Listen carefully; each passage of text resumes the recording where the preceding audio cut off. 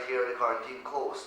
Welcome to another program of Issues in the News, where we discuss the important issues that would have taken place in the news over the last week or so. And there have been so much developments taking place in our country over the last week or so. I have with me this evening, no stranger to the program, Member of Parliament and Executive Member of the People's Progressive Party, as well as the General Secretary of the Rice Producers Association, Comrade Dharam Kumar Siraj. Welcome, Siraj. Thank you very much. I want to begin by visiting a little the recently concluded PNC Biennial Congress. As you know, the PNC had its 19th Biennial Congress at Congress Place over the weekend. And the leader of the PNC, President David Granger, as is customary, addressed the Congress. And his address raised a number of important issues. Significantly, and those who are in doubt about President Granger's political outlook, his political philosophy, and his ideology, those doubts would have been erased as a result of that speech, because the President was very clear and very unambiguous. He said that the PNC is committed to the ideology, the political philosophy, the politics, and the ideas of its founder, Fobbs Burnham, and that the ideas of Fobbs Burnham is still relevant today. Now, those are significant pronouncements to make in the year 2016, Burnham having died since 1984. And it is important that we reflect upon what the philosophy, what the ideology, what the ideas, and what the political outlook of Fobbs Burnham was. And that is what I want to discuss briefly. What are the ideas and political philosophy of Fobbs Burnham, Siraj? Well, growing up in a small village like King Grove on the left bank of the Mahaika River, well, during the early ages of my life, everything negative was associated with Burnham. Burnham's philosophy apparently has to do with putting one set of people over the other. He was touting socialism, but that wasn't socialism. Socialism is an ideal philosophy.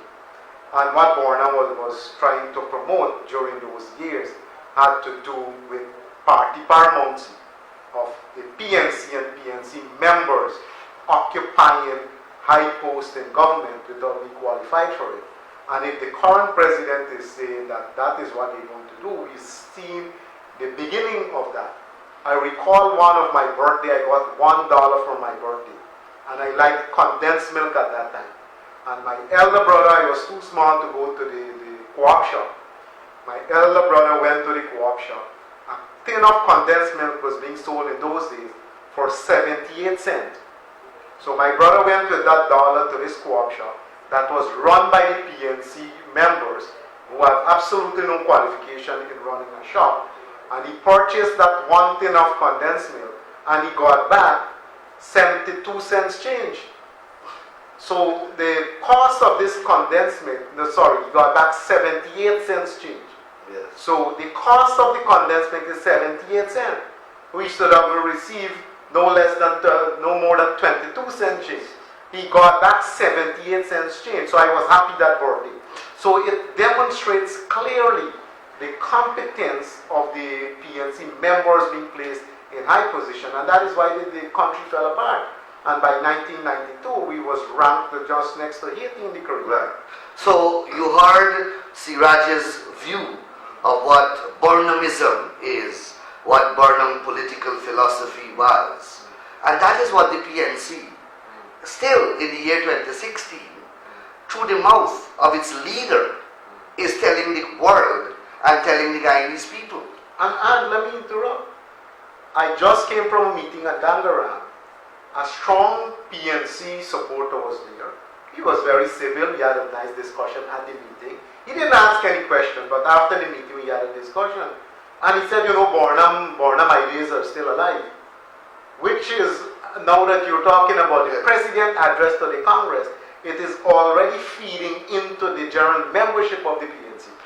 But you only touched on the tip of the iceberg of what Bornam political philosophy was. Bornam political philosophy was staying in government at all cost. That means rigging of elections. That means killing of political supporters. And we have the two ballot box martyrs at 64 Village. We have Walter Rodney being blown up by a bomb. We have Father Dark being stabbed to death. These are only three examples of murder being committed by a Forbes Bornam regime in order to stay in power. And if there is any doubt in anyone's mind, the Commission of Inquiry into would have put that to rest. Exactly. So that is his political philosophy. He doesn't believe in democracy. He doesn't believe in your vote counting. Secondly, he believes in violence if necessary to stay in power.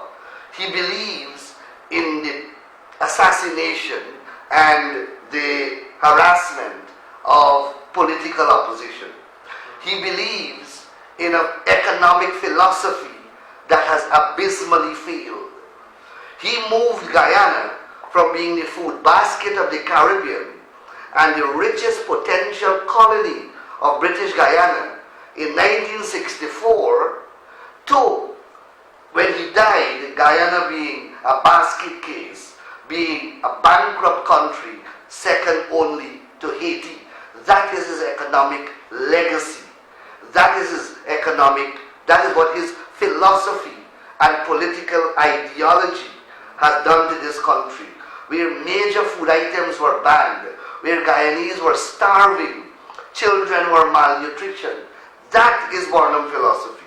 That is Bornam's political outlook. That is the legacy which he has left.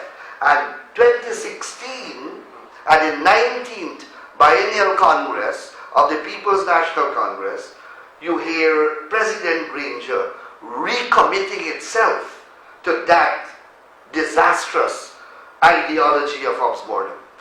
So, comrades and friends, and I speak specifically to the AFC people, if they still have any in Berbice, that is what your government that you voted for is committed to. Bornamism. Well, they did it to the UF. That's correct. And only recently, a PNC man slapped an AFC man 4 times. I was getting to that. Okay. So, that is the kind of political domination that Bornam believed in, and that is what is taking place in the AFC, where Ramjatan has no voice. Nagamotu has no voice. That is why Ramjatan can, though he is in government, he is saying in the Kaichur News, he is hoping and praying for the establishment of the Procurement Commission. When the Procurement Commission is to be established by his own government. They control the Public Accounts Committee. They control the Parliament. They promised this country that within 100 days of taking government, the Procurement Commission would be established. 450 days have passed, and you still can't have the Procurement Commission. And Ramjatan is quoted in the newspaper as hoping and praying for the establishment and this is of the Procurement Commission. Yes. This is the Vice President. And he is saying in the Kaichur News, I am urging that this Procurement Commission be established. Who is he urging? It is him in government. You know what that means? It means either he has no voice in government, that nobody takes him seriously, or, and as a result of that, he has to speak outside of the government to get the government to act. And significantly, he says that he wanted Christopher Ram and Anand Gulsaran to be on this commission. But the PPP, the opposition, didn't want those two people because according to him, we don't want scrutiny. So we rejected them. The truth of the matter is, the Public Accounts Committee that has the lawful authority to appoint persons to the Procurement Commission is controlled by a majority of government persons. They have a majority, it's 7 people in that committee. They have 4 and we have 3. So anything that they want will pass because they have 4 votes and we have 3. So if the government, the APNU government wanted Christopher Ram and wanted Anand Gulsaran, there is nothing that the PPP could have done in opposition in that committee to prevent those people from being appointed. So clearly it is the APNU that rejected Ramjatan's own nominees. But he's so spineless and so coward that he blames the PPP for not being able to get those people appointed. Well, he's following from the first Vice President and Prime Minister, who in government for nearly a year and a half is still blaming the PPP for problems. Yeah, it is as if these people don't understand that they are in government. Now, I understand that Ramjatan made a surprising appearance on television last Saturday night and spent almost the entire program cussing and criticizing me. I am doing what I have to do, and they have to do what they have to do. They are in government. Exactly. Rather than cuss me, nothing that I am saying here is a lie. I don't fabricate and concoct. I didn't lie about what Granger said his philosophy is at the Congress. That is what Granger said. I didn't And was reported in the news. That's correct. I didn't vote against Christopher Ram and Anand Gulsaran at the Public Accounts Committee. The PNC did that. The APNU did that. So, Mr. Ramjatan, don't come to Barbies and cuss me. I am not your problem. Try to get Ramaya to get back his job. Because Ramaya said 2 reasons he gave for his resignation. Ramaya said, 1, that the government cares nothing about the people of Barbies, not even him, Ramaya, because they never pick up the phone. According to Ramaya, they never pick up the phone and find out whether he's doing a good job or whether he's getting on well. Nothing at all. Nobody cares, according to Ramaya. They don't care about the people of Barbies. And that is what Ramaya is saying. That's the first reason he gave for his resignation. The second reason he gave is that he's not getting any cooperation from the government. That the government is frustrating the work of the RDC. And the third reason he gave is that he's being instructed by ministers to give contracts to special contractors. This is the very government that used to accuse the PPP of giving contracts to friends. But every one of our contracts, whether they were given to friends or not, they went through a process outlined by the law.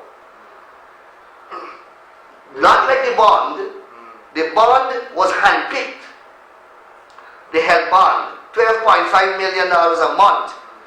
Our contracts, whether they were given to Bobby Ramloop or given to Brian Tiwari, those people had to compete. They went through a process. They responded to an advertisement advertising a contract along with other contractors. Their bids were reviewed by a panel and then a recommendation was made. That is how contracts were awarded under the PPP.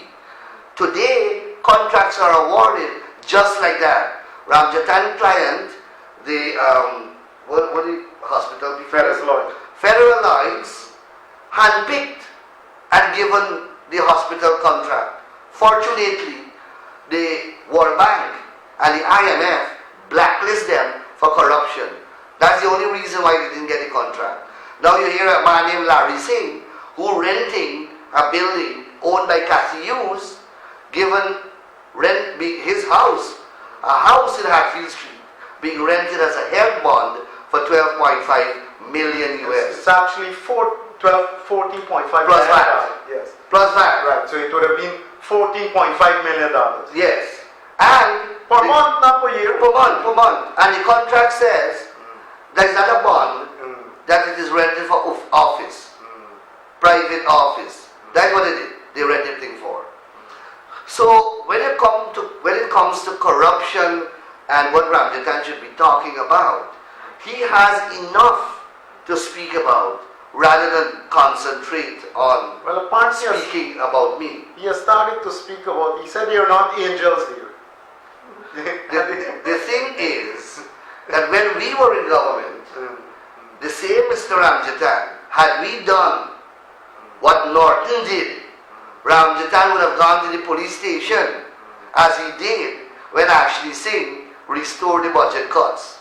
Ashley Singh, when he restored the budget cuts, he did it in accordance with a court ruling from Ian Chan, the Chief Justice, and upon my advice as Attorney General. And Ashley Singh didn't take that money and put it in his back pocket. He took that money and he restored the Amerindian Development Fund. He put it towards the airport that is now being built. He put it to Amila Falls. He put it to drainage and irrigation works in Warby's here. And he put it in the school feeding program. He put it in the uniform voucher program. He put it in the cash grant voucher program. That is where they cut out money out of the budget and we put it back in. When we put it back in, Ramjatan went to Eve Leary and lodged a complaint that Ashley Singh should be locked up. Today, they signed a contract renting a house, an upstairs and downstairs house, for 12.5 million US. The man buy the house for 12.5 million Guyana dollars, sorry. The man buy the house for 25 million Guyana dollars. And in 2 months rent, he would have paid half for the house. It is the most lucrative deal ever. And they paid 2 months rent, and the place is still being built. Yes, 2 months rent in advance with a month's security deposit. That was enough to pay out for the house, buy the house, and repair it. And of course, you know most of the story because you have been following it in the newspapers. So Siraj, let's get an update on what's happening in rice.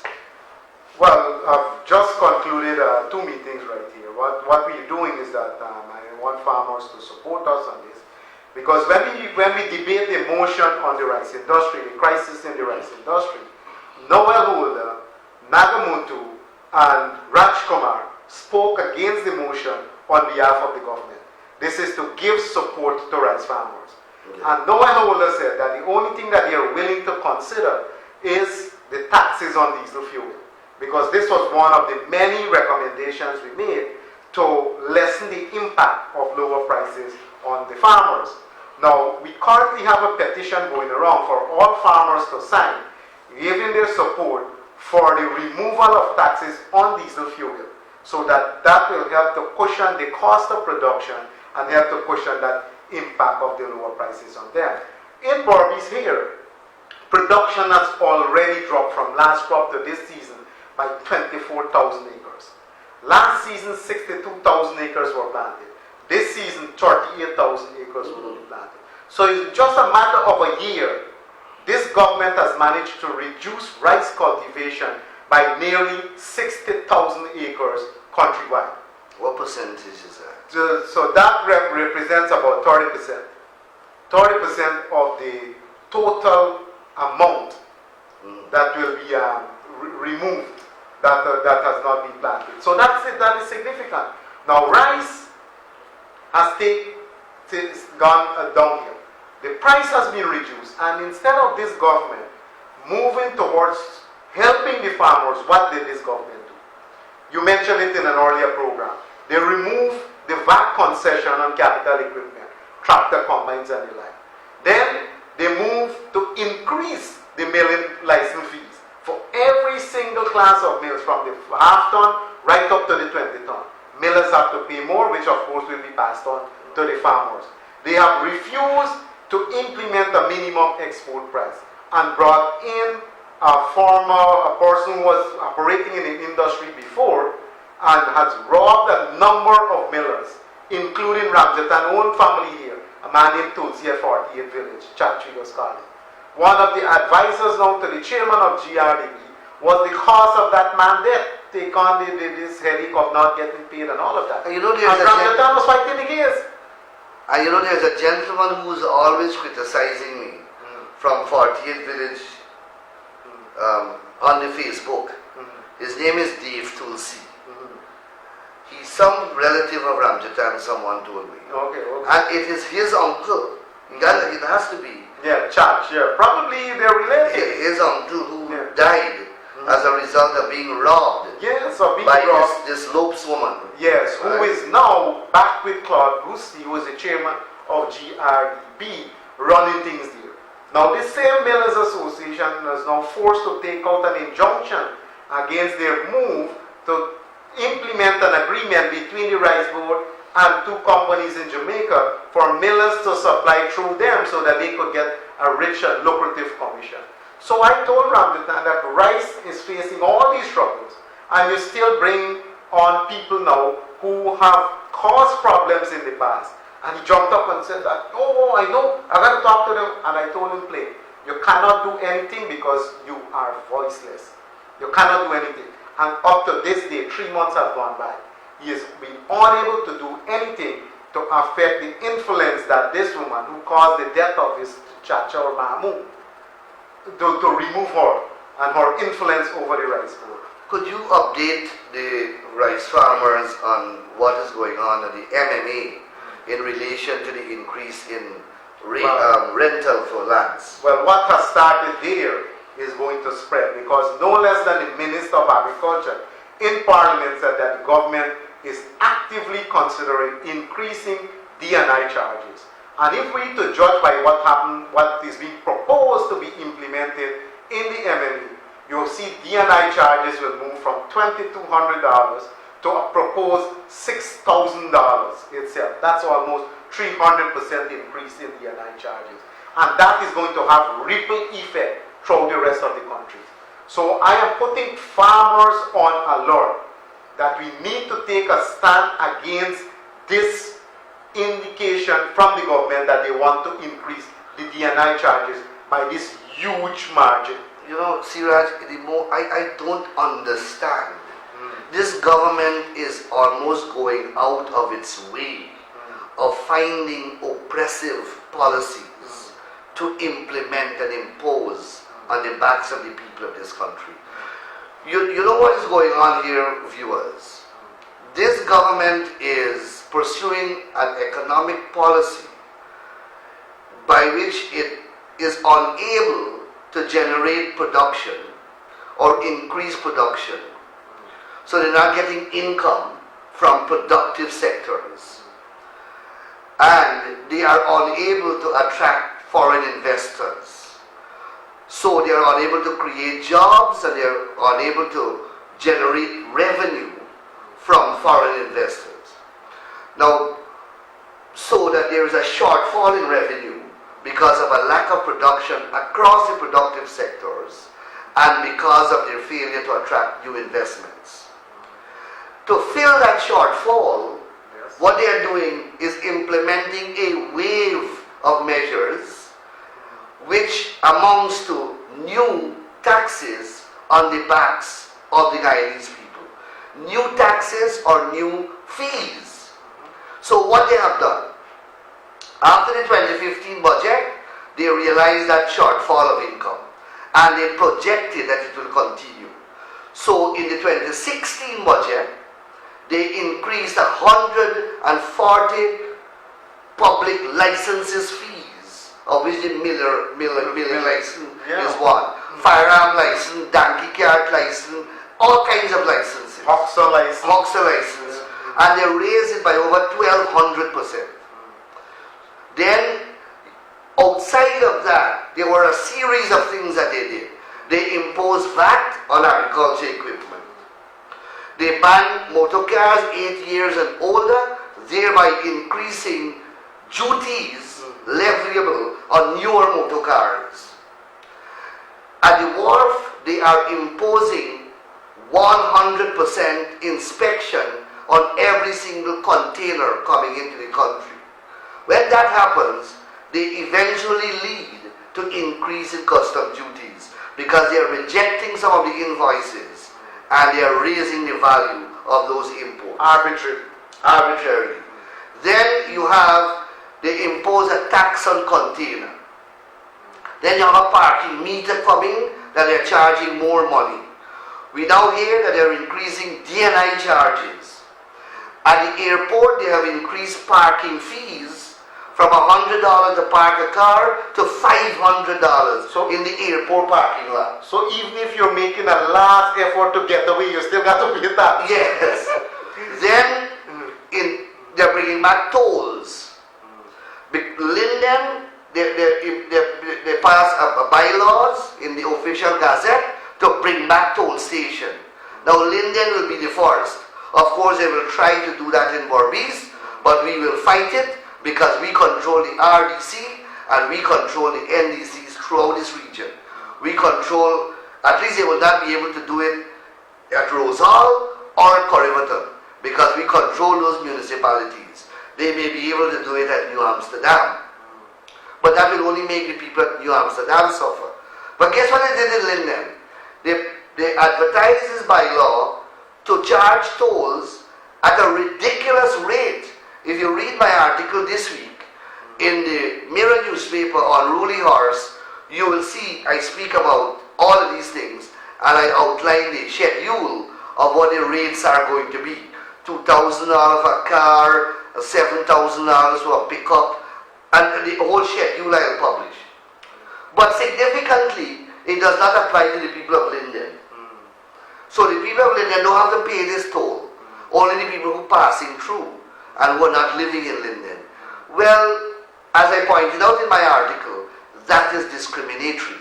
That is unconstitutional because the Constitution prescribes equal treatment for all Guyanese and it outlaws special treatment or discrimination in any form or fashion against any class of citizens, irrespective of race, class, color, or geographic location.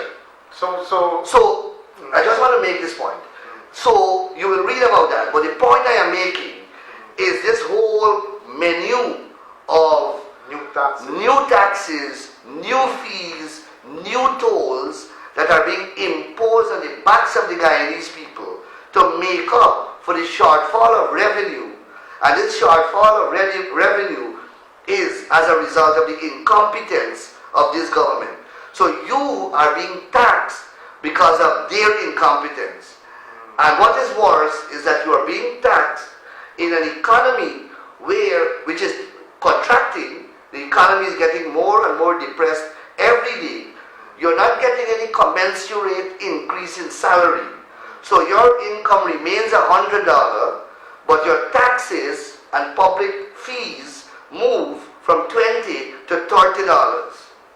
But your $100 income remains the same. So you are getting squeezed more and more by this oppressive government. Now, this has nothing to do, comrades, with race. This has nothing to do with politics. This is the reality. Whether you're PNC, whether you're PPP, whether you're APNU, whether you're AFC, you are becoming poorer and poorer every day under this government. I and Siraj can only come here to highlight it.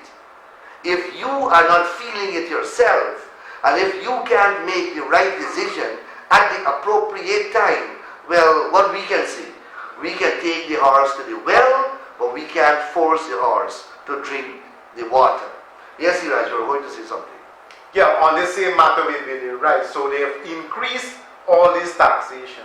And when what we have done now, additionally, to apply for a piece of land now, the application fee used to be $5,000. That has gone from $5,000 to $55,000. At MMA? No, not at MMA, but At lands and Oh, surveys. lands and surveys. At lands and surveys. I have to So- include that in my article too. Yeah. I didn't know that. Yeah, to 55, and this is not that you're paying for the land. This is paying to process, Yeah, the application. to process the processing. application.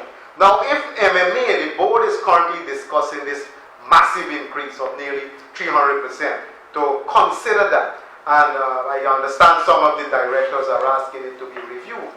Thirdly, in MMA, the new board seems to have no interest in doing rehabilitation work here. Seems to have no interest at all in doing that. And it would appear that the chairman there is in a land grabbing mode.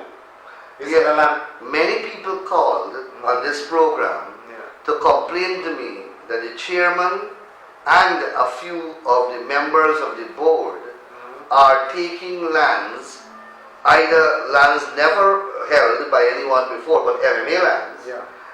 or they are repossessing lands that are there and taking it for themselves and their family. Well, they will have few lands that were not allocated before. So what they're doing is that if anyone has lapsed in their leases and so on, and has not renewed, or they're in the process of getting the title and so on, they're vulnerable now to be sharks.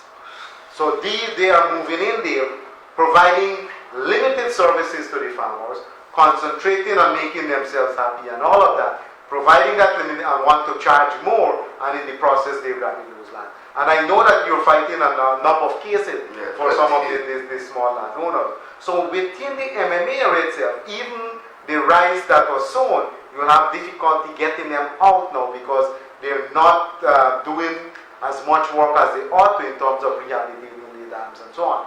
In Region 6 here, Ramai had made a public statement that the RDC didn't block no dam, so they ain't going and fix no dam. That he ain't block dam and he ain't going and fix that.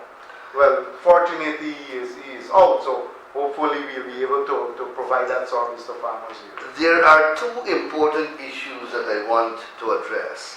I just came from a meeting at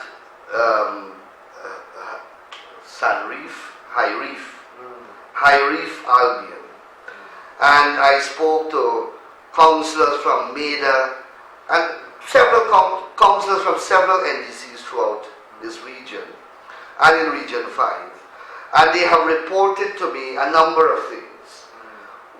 One, that like the security guards that have to be paid, those guards, the payments have to be approved by the minister, and those payments are not approved. So you have guards at NDCs throughout the two regions not being paid for nearly a year, and the guards are cussing and criticizing the NDCs and the NDC chairman and councillors. But it is not the NDC. The payments have been submitted, or the requests for payment have been submitted, but the payments have not been forthcoming. So you're saying the minister has held And it up? the minister who holding it up.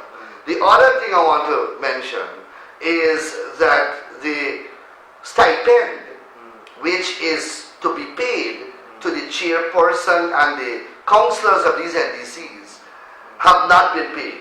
Again, the complaint is that it is not coming, the money is not coming or being approved by the minister. Thirdly, up to now, the subvention that by law must come to these NDCs from the ministry have not been coming. None of the NDCs have received their statutory subvention.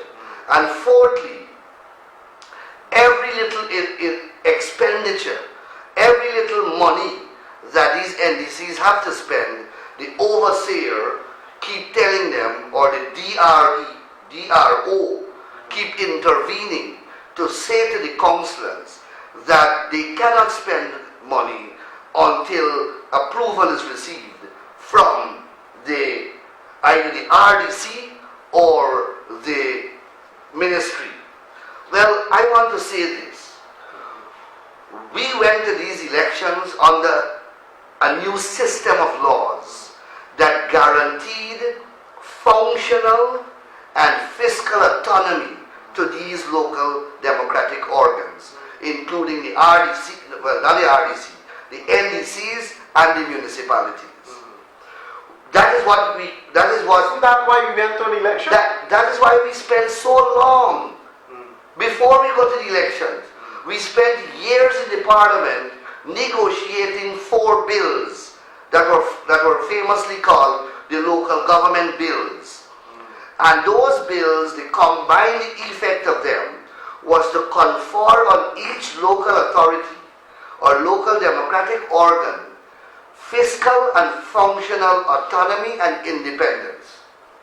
So this spoon feeding and this dependency upon RDC and minister for every single thing is wrong, it is unlawful, and Siraj, at the level of the executive of the party, I want to remind me, because sometimes I forget these things, we have to raise this thing and we have to take it either at the level of the parliament or even take the matter to court. If this stifling of these local government organs continue to take place by central government. I think it's deliberate because the opposition won the local government election by a huge margin of 28,000 votes. That's correct. And that is why the intention of local government election was to have management at the local level. And they're deliberately stymieing these local bodies that they talk so much about to carry out their work in the hope that the people will get frustrated with these bodies that, as you mentioned, by and large, the majority of them has been won by the PPP. So I agree with you that there seems to be a centrally directed political strategy to stifle these NDCs, frustrate them so that they can deliver to the people with the hope and expectation that the people will rise up against the NDCs and indirectly rise up against the PPP. I think that's a grand plan.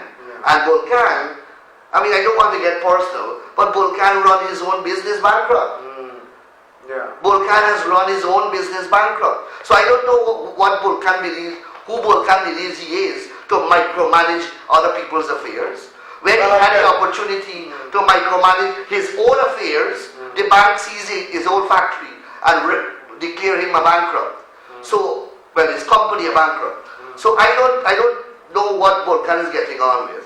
But we don't want to get... He appears he's on the same road to bankrupt the NDCs. But that is what he wants to do. If his style of management led his own company to that degree of financial ruination, then if he applies the same principles, that's what's happening in all the NDCs. So the residents are really getting frustrated right across the regions with their NDCs and cussing and abusing the councillors. But truly and really, I feel sorry for the council. I just came where there was confrontation between the community and the councillors because the community getting frustrated, the drains can't be cleaned, etc., etc. And the reason is that they don't have the money to do it, the NDC, because the monies are being held back. But I agree with you, the PPP should... So we have to, as a collective, as a party, find a way of highlighting these matters because it redounds to the suffering of ordinary Irish people. And that's the wickedness of this government. And it frustrates government at the local level. That's correct. Yet, you hear the president periodically speaks about he wants local democracy to flourish. And he wants social cohesion. We are not going to have social cohesion and local democracy will not flourish if you are micromanaging people and you are punishing them. Well, the president speaks about a lot of things. I spoke about last week about the bus because people on this program called me during the program, not and after the program, to complain about the bus picking up school children and leaving out certain communities. And I spoke about it on this program. And I spoke about the president visiting Claremont and declaring open a Hanuman statue, a Hanuman Murti. That's a good thing. And he spoke about social cohesion there. But the children of Claremont are passed by the bus. And I made that point last week, and I saw Abel Sitaram, I didn't read the letter, wrote a long letter in the newspapers. I will not read anything that Abel Sitaram writes. But to Abel Sitaram, I don't want to spend much of the program on you, but I am only telling you what the people have reported to me. Like when the people of Blairmont call on this program and call me on my cell phone off the program to tell me. It appears that Abel couldn't even write to save himself. After being a massive disappointment and disgrace to the AFC. But it is not the first time though that this matter raised its ugly head. Minister Manny Chan raised it as the MP for Region 5 during the budget debate of 2016. So I am not the first person to raise this issue, and when discrimination raises its head, I will speak. And every leader of the PUP will speak. Well, that is what we are elected for. That's correct. And that is that's our job. So, Siraj, we are going to take some Is there anything else you want to say before we go to the telephone? Just that the rice farmers must be put on guard, that we have to take a stand. We have to take a stand against this government about the policies that are affecting the lives of farmers negatively. And if they get through with one atrocity, they will try another one. And we have to put a stop into it, and all of us must be prepared to take a united stand against this intention of the government to increase DNI charges by this huge margin at a time when farmers are getting so much less for their produce. One other announcement I want to make is to update the sugar workers of the region with what is going on in the court case. As you know, I'm the lawyer for Gau and Nasi, and we have sued Gaisuku in relation to the Wales estate closure and the workers who are supposed to get their redundancy payments under the law. Gaisuku has been refusing to discuss these payment packages with the union. You know, the law, and the law is very clear. The law says that if you're going to render workers redundant, then the employer, in this instance that would be Gaisuku, is mandated to discuss the remuneration package with the workers, obviously to ensure that the workers get a fair deal and that the remuneration package is calculated in accordance with the formula prescribed by law, because the law tells you how to calculate severance benefits depending upon the length of service of each employee. And Gaisuku has been refusing to do so. So I went to the court and I got an injunction restraining Gaisuku from proceeding to pay this severance package until and unless they meet with these unions and discuss with these unions the package. Gaisuku has, that injunction was granted since May the 6th. Gaisuku has been using that injunction now as a mechanism to stall the payment to workers. I believe that Gaisuku doesn't have the money because it's some couple $2 billion they have to pay out. I don't think they have the money. But so they are using my court, the court order which I obtained, and telling the workers, fooling the workers, and Nagamoto is heading this strategy because he himself told the workers that it's Anil Nandlal injunction that causing y'all not to get paid. Absolute nonsense. All my injunction says, or the judge's injunction says, is that the Gaisuku must meet with the unions before they pay out the package and discuss with the union what the package is. In keeping with the law. In keeping with the law. Well, we had to go to legal arguments, and we did that. And yesterday, the judge, Justice Bassington Reynolds, ruled in my favor. One, he continued the injunction, and secondly, he ordered Gaisuku to sit at a table with the unions and to submit to the union the name of all the workers and what the payments are likely to be. And that the union must study that and they must discuss it. and we are to report back to the judge the outcome of this process. And the case was adjourned to the 26th of September. So as from yesterday, time begins to run, and we have to go back to the court by the 26th. So Gaisuku can't continue to dilly-dally and waste time anymore. They must sit with the unions at the negotiation table and discuss every single worker's severance package so that the unions can verify that it is done in accordance with law and it is the best and fairest possible package the sugar workers are to receive under the law. So I just thought that I would update you on that development. We have this clip to show, but the phones have been going. So we will take a few calls, and operator, please stand by with the clip that we want to talk about. Caller, you're on the air. Good evening. Caller? Yeah, good evening. Good evening. You're calling from where? Rosalton. Rosalton, yes. Earlier I was watching the news with on Channel 10, where the commander of the division was making comment that they wouldn't reach the crime scene because the road is bad, and apparently like he's trying to blame the regional chairman for that. But I don't feel crime fighting. I don't know, as a councillor you would know this. Crime fighting supposed to try to prevent crime. Which road is bad? He's saying that he would take like some half an hour from Amsterdam to reach in Edinburgh sometime where they had some crime scene. The road was bad? Yeah, he's complaining that the road is bad. I have been in Berbice over the last 10 years, and the road has been the same.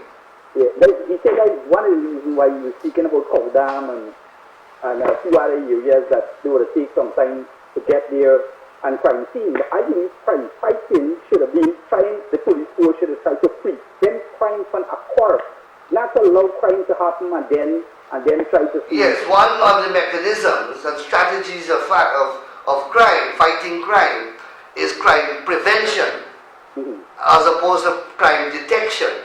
Detection comes after the crime has taken place, but crime prevention prevents the crime.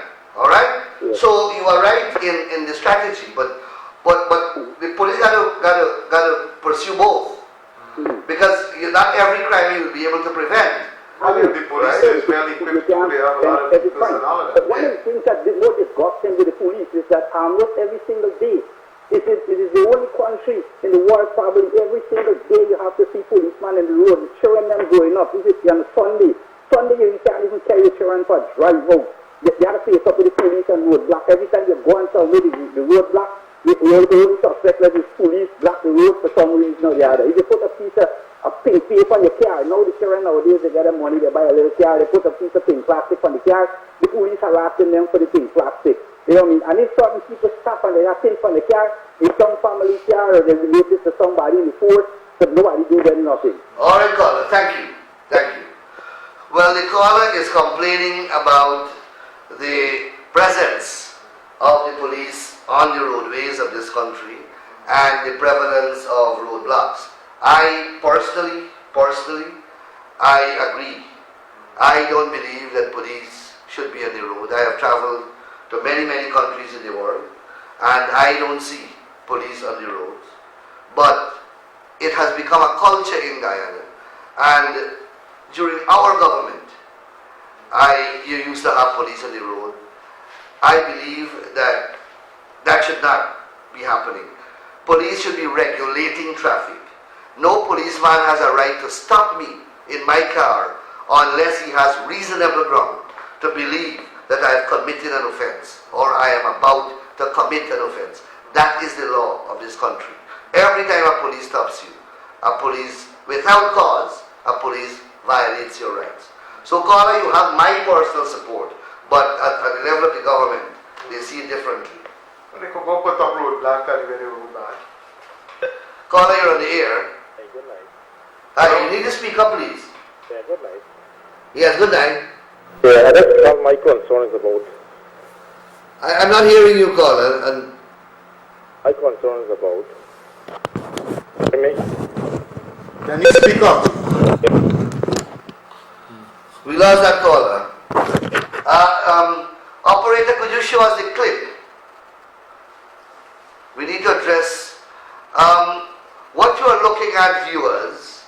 is a drainage canal along the road going into Blackbush. As you know, farmers historically normally plant greens along the roadway, at the slant of the road, and then beyond that you have rice being cultivated. And we met with some rice farmers and the NDC of the area, and they have complained to us that a particular person has erected a stop-off in the canal, thereby affecting the free flow of water, which would eventually affect a few rice fields, 200 or 300 acres of rice that are being planted adjacent to that canal. We are told that the vice chairman of the region has been alerted to the problem, and that he will be meeting the NDC tomorrow morning, and we are hoping that between the NDC and the vice chairman, the matter can be resolved. We are hoping that it doesn't go beyond that. My personal view is no one has a right to block a public canal. A public canal is for the free flow of water, and no one has the authority to block any part of that public canal. You can dig your own canal if you want, but a public canal is to service all the public who are using that canal or using lands that are in close proximity to that canal. So they met with Siraj and they met with me, and we spoke to them. Siraj spoke to the vice chairman, and we are hoping that tomorrow morning meeting that is scheduled to take place at 9 ought to bring this matter to rest. Let's go to the call, Siraj. Yes, caller, you're here. Good night, Mr. Nandalal. Good night. I'm calling about this budget. Why are we having two budgets this year? Because we had one January and we're gonna have one December again. Why is we having two? Okay, good question, caller. Another Good question. is about the garbage. The garbage collector would come in the village and collect garbage. Sometimes they got a problem when you're getting certain kind of garbage. Say like the garbage heavy, they got a problem if the garbage heavy. Where are you calling from? I'm calling from NIG. Nig? Yes, Okay. All right, caller, thank you. it is. Two issues here. Yeah, Well, the budget, of course, the budget that will be presented in December will not be a budget for 2016. It is the budget for 2017. So it's not against the law to present a budget in the preceding year for the following year. So the normal practice has been to present a budget for the year in that year. And most governments would like to have the budget as early as possible so as to facilitate the full implementation of it at maximum time available. So that's not illegal, but it will have to be seen about the quality of the budget, whether the submissions are made and they had time enough to do it. We would like to see a quality budget presented, even if it comes a few weeks late, rather than like the two previous budgets presented by the PNC, the AP and the AFC. They presented early, but they doesn't have much value. The issue of the garbage, garbage is garbage. You have light garbage and you have heavy garbage. The garbage collectors ought to collect all garbage. And I think you should register a complaint also with the NDC. Okay. Caller, you're here. Good night, gentlemen. Yes, good night. Where are you calling from? East Bank. East Bank, yes. Just a quick question. Can you, gentlemen, shed some light what Moses Nagamoto was doing at the PNC Biennial Congress? Okay. Well, the PNC is the leader of the coalition. So Moses was a guest at his leader's Congress. If he didn't turn up, he may no longer be the Prime Minister. So he was invited, and I suppose that he turned up. Caller, you're on the air. Yeah, good night. Good night. Yeah, my concern about I'm coming from Wim. Wim. Right. The government or the municipality don't have money to pay the DNI workers. But when you get visit Mr. Moses or any member of the coalition visit Wim or any other NDC or within the municipality district, then you will see DNI workers start chopping the bush and do all kind of thing, clearing the road. How they get money to do that? And when other portion in the area ask to clean the drainage and other things, they don't have money. They don't have money to pay the workers, so the workers can't do the work. So how when only a certain person come in the area, then you will see the start chopping. Okay, thank you very much, caller. Well, let me answer that quickly because we have been signaled that time has run out. Caller, I want to end the program by the way I began. This government, through its leader, the president, recommitted the government and the PNC to Bornamism and the political philosophy of Bornamism. What Bornamism is about, that same thing, that only when a minister comes around, you get work done. And that is exactly where we are going. And before you can get a job, you have to have a party card, the PNC card. I don't know if Abdu has a card, but you have to have a card. That's the only way that you got a job under Bornham's government. So I would answer the question that way. Only when Nagamutu comes to Wim, then the DNI people are cleaning the drain. Other than that, they're not hired. They're not hired. So they are running the country as though it is their own property. And that is exactly what Bornham did until he ran us into bankruptcy. Siraj, your parting remarks. Well, I want to take this opportunity to thank you for having me. It's been great here on this program with the people within our catchment area in Region 5 and 6. And I do want to remind farmers for us all to take a position against the negatives that are being promoted against the agriculture sector. Thank you very much, Siraj, and thank you for being part of this program. Once again, viewers, enjoy the rest of the week, and thank you for being part of this program over the last hour or so. I look forward to meeting with you and seeing you next week. Thank you very much and good evening.